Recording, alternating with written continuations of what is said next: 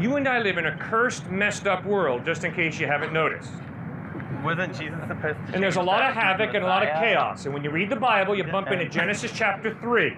And in Genesis chapter 3, we read about a fall. And it's a big fall. It's not a question of someone stubbing their toe. Adam and Eve commit cosmic treason against God. There's a major fall. And that's where the earth is messed up.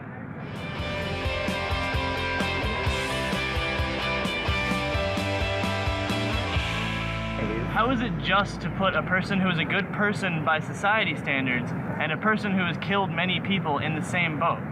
Like, why, if a God exists, why would he do that? Doesn't Jesus say he forgives everyone if you accept him anyways? I can do whatever the I want it. Jesus is going to forgive me for everything. Like, no, God only forgives us when we ask him for forgiveness.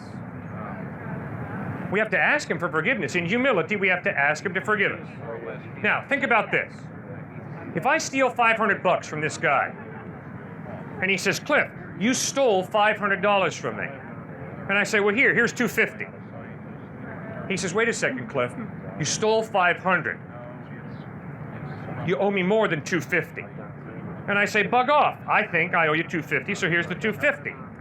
See, the problem with that is, it's his $500 that I stole. And for me to think that I just can give him $250 and that's justice is wrong. you should give him interest. Okay? Well, according to Christ, it's God who I've sinned against. And it is God who defines what I owe him.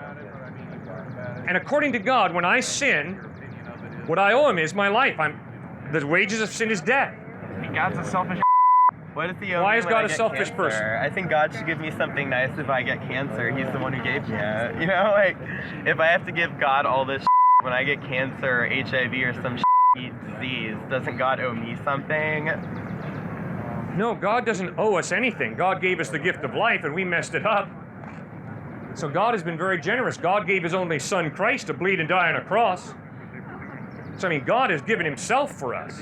Now, the question is, how are we going to respond to God's grace, to his generosity? That's the question. How are you going to respond to God's love, to his generosity? How am I going to respond to God's love and God's generosity? That's the issue. Think carefully. Now, why do you say that God is such a horrible being? Sir, what's your point? Why do you think God is such a horrible being? Because he's jealous and selfish. Jealous? Yeah. No gods before me. I mean, why does it matter to him if he's an omnipotent being? It has no effect on him whatsoever. Good. What we do. Good. Why does he care? Very good. Okay, I have 3 sons. If one of my 3 sons is buying into drug addiction, and he goes out on the street corner and meets with a drug dealer, if I'm not jealous for my son's allegiance, there's something wrong with my love. If I walk into my house and my wife is in the arms of another man and I experience no jealousy, then I don't understand what love is. You don't have 6 billion sons. Yeah, but when we talk about God's jealousy, we're talking about his love, which is committed to us. And because his love is committed to us, when he watches us go after idols that lead to destruction, he is jealous. Yes, he's so committed to us that he gives cancer to good people. God doesn't give cancer to good people. Really? Really? Who gives cancer to good people then? You and I live in a cursed, messed up world, just in case you haven't noticed. Wasn't Jesus supposed to? And there's a lot of change that havoc and a lot of Messiah? chaos. And when you read the Bible, you bump into Genesis chapter 3. And in Genesis chapter 3, we read about a fall. And it's a big fall. It's not a question of someone stubbing their toe. Adam and Eve commit cosmic treason against God. There's a major fall. And that's where the earth is messed up. What's the point of the book of Job? Did Job sin? Is that why he suffered? No. Job suffered because he was born into a cursed, unfair world. Job suffered because God had a bet with Satan. Yes, Satan obviously challenged the integrity of Job's faith, correct. So God has a gambling problem. No, it's an issue of free will. It's an issue of free will. And obviously Satan's point was, the only reason Job has faith in you is because he knows who butters his bread. And his faith is just based on you unloading the goody-goodies on him. And once you take the goody-goodies away, he'll curse you to your face. But we're missing the point that God felt he had to prove himself to Satan. Why did he feel he needed to prove himself to Satan? God didn't have to prove himself to Satan. He didn't have to, but he felt he needed to. No, and he did did it. not. The book of Job is not about God proving anything. The book of Job is a challenge of, is Job's faith based on having the goody-goodies in life delivered on a silver platter, or is Job's faith based on the character of God being good in spite of the circumstances of life? Jesus Christ contradicts Buddha, Muhammad, the avatars of Hinduism. The law of non-contradiction applies. A and non-A cannot be both equally right in the same way at the same time. Gotcha. Okay. Now, the question is, does the evidence support Jesus Christ as being reliable, or Siddhartha Gautama Buddha, or Muhammad, or Shirley MacLaine, or whoever you're seriously considering? I mean, the evidence I've seen, no, and no. To answer all those questions. Well, how in light of the fact that Jesus lived a sinless life, he taught amazing ethical teachings. Robert Cole, psychology professor at Harvard University, points out all the writings on ethics over the past 2,000 years are simply footnotes to the Sermon on the Mount. When you read the Sermon on the Mount, it's obviously the teachings of an ethical genius. Thirdly, as Jesus dies on a cross, instead of cursing his enemies the way I would have, he prays, "Father, forgive them, for they know not what they do." And then fourthly, 3 days after he dies, he physically, bodily rises from the dead, and over a period of 40 days appears to over 500 people who see him risen from the dead. The evidence is you can trust Christ because he's credible. Okay, guess what, man? My grandpa died and resurrected 50 years ago, and he talked to 50 people. Do you believe me? No, you think I'm crazy. No, I don't think you're crazy. I'm going to ask you, what's the evidence that your grandpa really rose from the dead 50 years ago? I have a book here. Well, give me the evidence that your grandpa rose from the dead, and I'll look at the evidence. I have a book. You want the book? I thought you guys were at a very fine institution of higher learning, where you're being taught. Demand evidence before you believe. You've got to look for the evidence. Now, the historical evidence is Jesus lived a sinless life. He taught amazing ethical teachings. He died on a cross forgiving his enemies, and he rose from the dead. There's no evidence. What? The evidence is eyewitness accounts from people a couple thousand years ago. Yeah. That evidence wouldn't fly. That evidence wouldn't. The point, sorry, if I'm That just the doesn't point is fly. that you have a series of anecdotes, and that's not hard evidence. You don't have videos, you don't have actual accounts, you don't have, you know, stuff that we can view today and actually legitimate. You have a series of anecdotes, and people would say that that's not hard evidence where other people would. And so how can you disclaim his evidence and say that this other evidence is correct when you have no way of legitimating either one? All right. Why do I trust the New Testament Gospels as being more than anecdotal? First point, the New Testament documents have so much more manuscript evidence than any document from antiquity, it's embarrassing. Aristotle, Plato, Thucydides, Herodotus. At the most, we have 20 extant manuscripts. That's all we've got, 20. For the New Testament, we have in Greek over 5,000. There's no comparison. The New Testament Gospels have more manuscript evidence than any document from antiquity. And certainly, I hope you guys think that Aristotle and Plato and Julius Caesar really did exist. I do, but Good. Julius Caesar's commentary isn't always reliable. Julius Caesar wrote about the Gallic Wars. I hope you think the Gallic Wars took place, because the historical evidence is they did. They did, but Julius Good. Caesar was a politician. Yeah. He wrote for entertainment, not only for the purposes of his own re-election.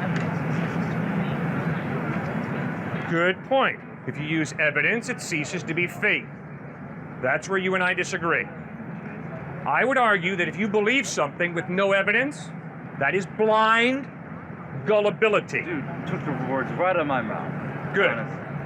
And we're thinking together. Yeah. Faith had better be based on evidence. Otherwise, it is blind gullibility. Right. Right? Right. Okay. If Jesus Christ had been a first century Jimmy Jones or David Koresh, do you think I would put my faith in him? No. If Jesus Christ had not risen from the dead, do you think I'd put my faith in him? No. It is because Jesus Christ lived the quality of life that in my best moments I've tried to live, but have failed. And secondly, it's because Jesus died and rose from the dead. That is why I take a step of faith and trust in him. God is present in earth today by his Holy Spirit, drawing you to himself. He loves you. He wants you to spend eternity with him in heaven. And he wants you to live in a spiritual relationship with him. He's given you the gift of life. You have a date with death. He wants to give you eternal life. So what about Haiti? What about it? God just killed all those people? No. An earthquake is not God groaning. That's panentheism. But can God control all? Yes, God controls all. So why wouldn't he stop an earthquake from happening? It's real simple. God has chosen to partially limit his power by creating us with a free will.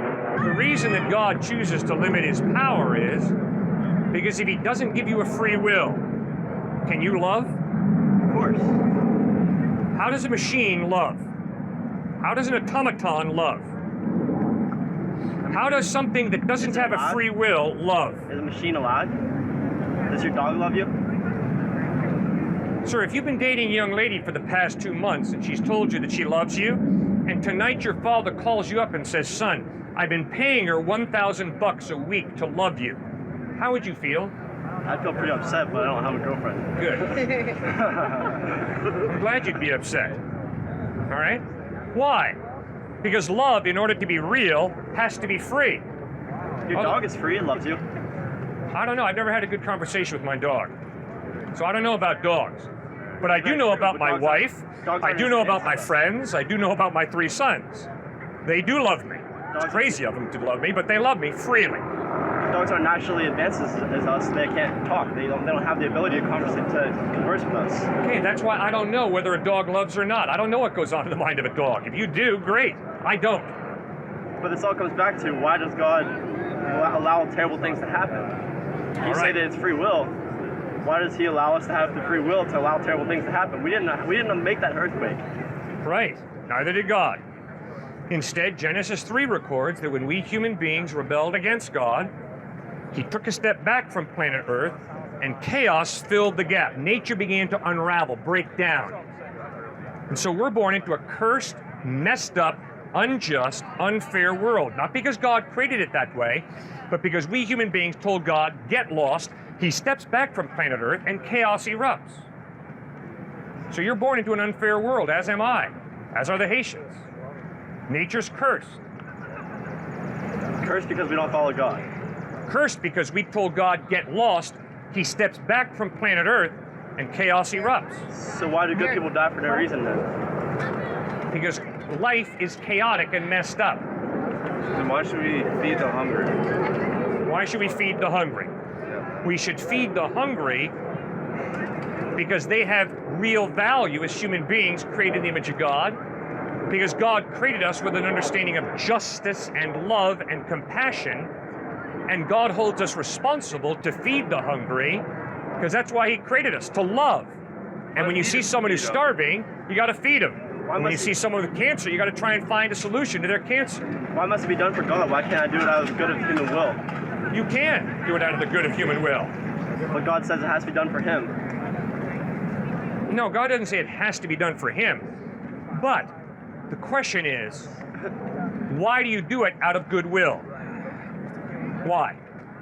Why do you feed the starving out of goodwill? Why? Because I care about people. I want to see people succeed. I want to see people happy. Good. Okay, now do you think that's real? Of course. You don't think it's just relative? You think it's really absolutely good? I truly care about everyone here. Good. Okay, now remember, the only way there can be a moral absolute, like real good, is if there is some God to create and define this intangible value of real absolute good. How so? Okay. Science does not prove justice, goodness, and love. Justice, goodness, and love are intangible values, right? You've never seen a foot of justice. You've never measured out a pound of love, have you? I would disagree. and I wouldn't say science, I would say sociology. Sociology defines justice in context of society. Justice differs from society to society, and you can measure it, you can quantify it in terms of society, in context. It's not an absolute concept that is universal through every human being. She might view justice differently than I might view justice. Yeah. He might view justice differently than you view justice. Right. And that has to do with context. That's not universal. Do you think that the Nazis did wrong in gassing Jews? By my view of justice, of course. Do they? No. Do you think that there's a value of justice that is above your cultural law? Of course. There's different views of justice, yes. No, but is there a law, is there a value of justice? Is there some staple of what justice is?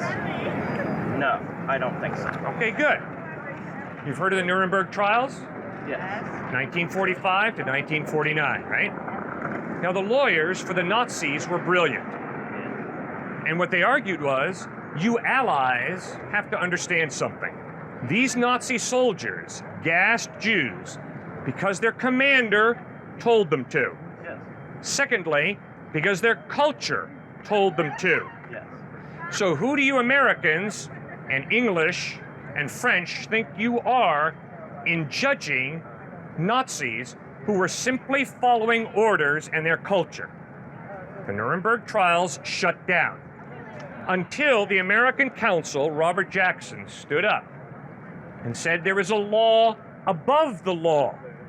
And according to this law, above the law of culture and powerful people, gassing Jews is absolutely wrong. And what law was that? Bingo. That's what you got to answer. No, that's the question I'm asking you. What is the Obviously, law that they said? Obviously, the only way there can be a law above the law of culture is if there is some type of mind prior to the human mind that defines what is just versus what is unjust.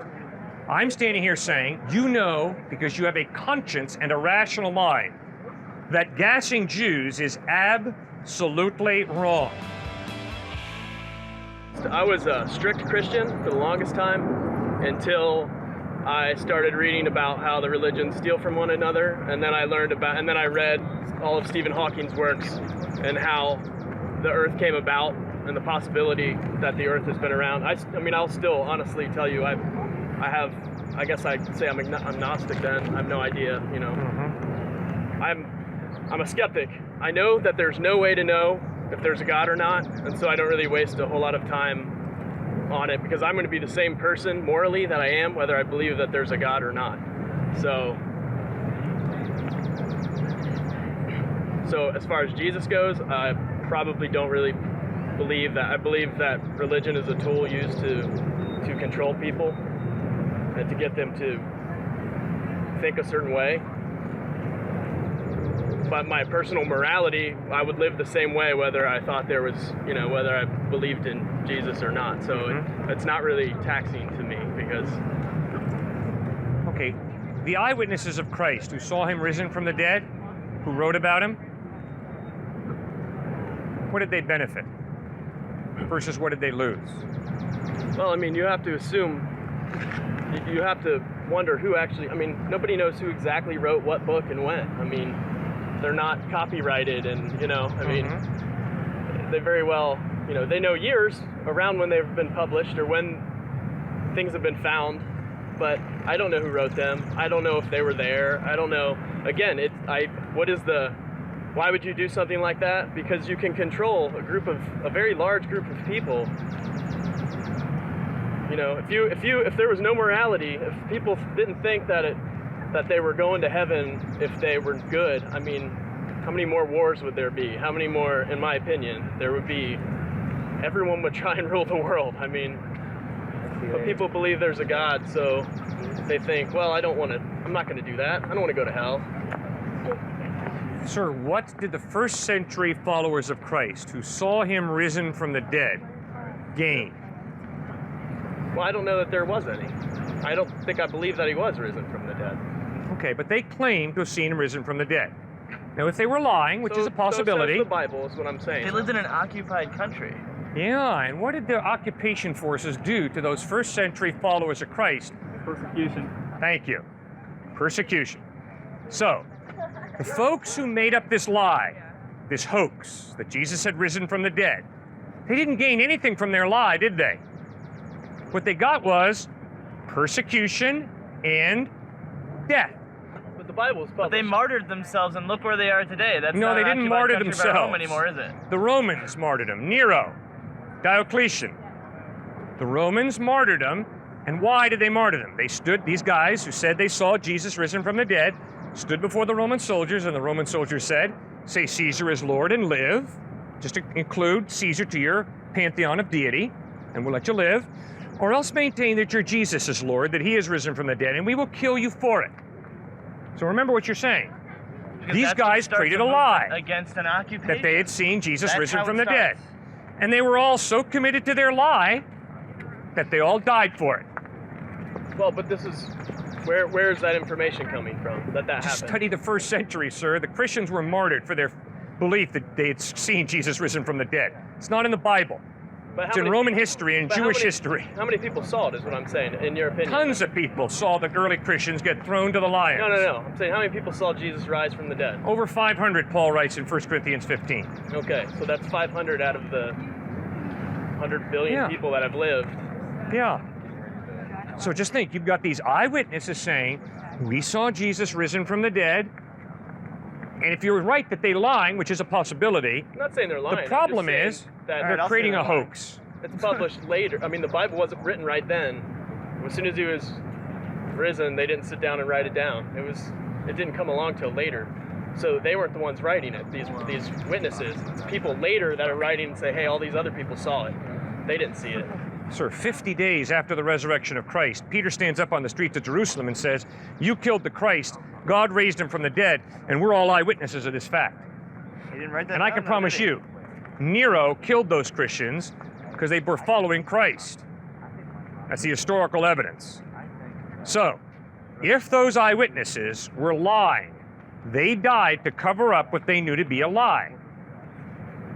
I just don't believe Yes. the Bible is a historical That's what I'm fact. saying that they did, because they were trying to make a point to the rest of the people in their country to start fighting against the occupation of Rome. That is not what they taught. They taught the opposite. Of course it's Peter not what they writes in taught, 1 because it's Peter, an Peter, underlying you obey the motive. government. You don't overthrow the government, you obey it. So try a little harder. So you're going to tell me that the Jews who were occupied by Rome they wanted Rome there? No, we're not talking about that. We're talking about followers of Christ in the first century who said, we have seen Jesus risen from the dead. What did they gain from that? They gained persecution and martyrdom, Yeah. which means The potential your to end theory the is occupation these of guys Rome. created a hoax, That a is the answer I lie, keep giving you, and you that keep Jesus ignoring had it. risen from the dead. My problem with your theory is you don't get a bunch of people to cover up a lie by dying for it Sure you do. when they know it's a lie. No, you don't. Why not? Why not? Because psychology shows that if you know it's a lie, you're not going to sacrifice too much comfort, needless to say your life, to cover up what you know to be a lie. It's about the greater good. I can get 500 people together that say the greater good is more important than my life. In fact, I'll throw my own hat into that ring You'll die to cover up a lie? if it's for the greater good. Well, if you think that the greater good is served by you lying and covering up a lie, wow. I think that's pretty sad, to tell you the truth, sir. If someone came to me today and said, if you give us your life, there will be peace between the Palestinians and the Israelis, I would do it in a second.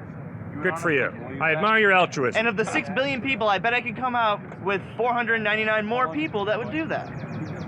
I can Or promise if you you were to that adjust for the is totally different from amount the of people. resurrection of Christ. It's not. It's Of course really it not. is. You just want to believe that it isn't. No, you're not being rational. You're being irrational. irrational, though. Really irrational. Embarrassing, sir, really. Yes, I'm so embarrassed. It's so embarrassing to think that somebody might want to give up their life for other people. Oh wait, you believe Jesus did that? That's not my point. My point was, you are giving up your life to cover up what you know to be a lie? And then you say, well, yeah, If I believe that that lie is for the greater good, I'd be willing to die to cover up what I know to be a lie. It's very hard to accept eyewitnesses. You know, you can get 1,000 people together and say a plane crashed. So I'm saying nowadays, yeah, it's hard to accept eyewitness, to look back and say, oh, you know, they could have been lying. But obviously we're not taking into context, like, they don't have that crap. They don't have photos. You know, you say, give me a photo of Christ rising. Can't really do that. Wasn't really existed at that time. So, you know, I'm just trying to say, you know, it's kind of hard to take into context. So that's why, honestly, people nowadays, it's hard to kind of like look back and be like, you know, oh my God, I can't give you that evidence because it doesn't exist. So yeah, they might have lied. It might be true, whatever. You might actually somewhat one day make a point when you're dead or something. But, you know, I'm just saying, you gotta like take that into context. It's hard to kind of like get this evidence, but you know, eyewitnesses at that point, that's hard evidence. Whereas nowadays, it's not hard evidence. So you kind of, you know, guys just gotta take that into kind of context. And yeah, you kind of gotta have faith with it. That's what faith is about. Is while it's not so much like a blind faith, you know, that is possible. You know, you just kind of gotta have that faith to believe that something kind of existed. I don't always believe it, but I'm just saying to kind of, you gotta like think on both ends. You know, the embarrassing thing is that you and I could be put to death based on eyewitness evidence. Yeah, we could. In a court of law in the United States, you and I could be put to death based on eyewitness. But it's not, I'm just saying that it's not always like, a lot of people nowadays, especially because of shows like, you know, CSI or whatever, they really want hard evidence. They want fingerprints, they want blood, they want all of this. So people are kind of weary on eye evidence. They want more. They're saying, yeah, it is, you know, it could be proof, it could be foolproof, but people always like want more nowadays. It's not, because they know that science can give them more. So that's what I'm trying to say. Now, I was under the impression that there's a history department here at this fine university. There he is. And I was under the impression that you guys have to pay money to take those history courses. Technically, yes. I was under the impression, therefore, Yes, if you want to take class, then yeah. that historical knowledge is a legitimate form of knowledge at Ohio State University. Well, guess what? Historical knowledge is a legitimate form of knowledge at every university campus. Historical knowledge is different from scientific knowledge. Scientific knowledge is based on the repeatability of an experiment. If you can do it here in a lab at Ohio State, but you cannot do it at the University of Indiana, Not accepted. exactly, not accepted. If you can't do it in London, England, then it's not accepted. But historical knowledge is not based on getting Napoleon back to fight the Battle of Waterloo every September here on this campus. That's not how you verify whether the Battle of Waterloo took place. Instead, you study eyewitness testimony. You learn to distinguish between nonfiction and fiction. You learn to distinguish between different literary styles. You learn to study archaeology. You learn to study manuscript evidence. You learn the dating of manuscripts. And then you put the historical evidence together.